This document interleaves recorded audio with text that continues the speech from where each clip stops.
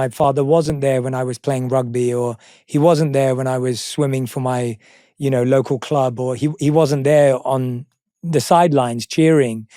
And for me, that really allowed me to become the man I wanted to be. And it allowed me to have more freedom almost, to not feel like there was this heavy expectation. And I've always seen that as a positive thing, because it allowed me to have a broader definition of what it meant to be a man, what it meant to be a son, what it meant to go off and discover something that I was passionate about.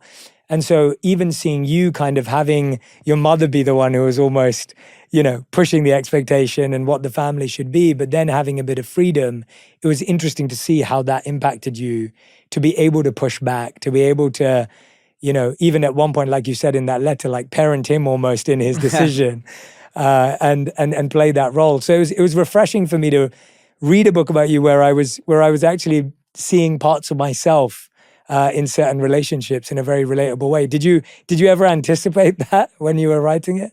I was surprised, so when I'm describing going on those hikes, I was thinking, boy, would I have let my son go off?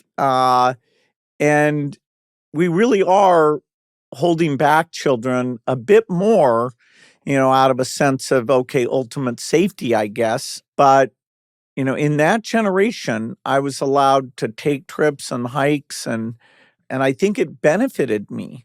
And so writing the book, I was like, wow. And you've talked with people like Jonathan Haidt about this. Are we a bit overprotecting, kids so that they don't get to make, mistakes or try themselves out or mature the way that is best for them? Do you think schools failing children? If you have 30 people in a class, it's pretty tough. You're going to have some kids who are behind and some who are ahead. Even the best teacher has got a big challenge with that. Education, I wouldn't say, is much better or worse today than a few decades ago. We've always thought, okay, when we bring the computer in, will that helpful? And certainly if you want to find information, it's been great.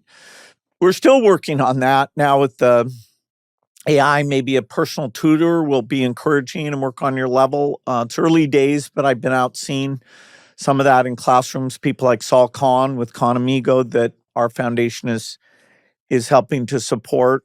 But education, the computer has not made it so, oh, wow, kids learn a lot more today than they did a long time ago. And I still believe we can change that.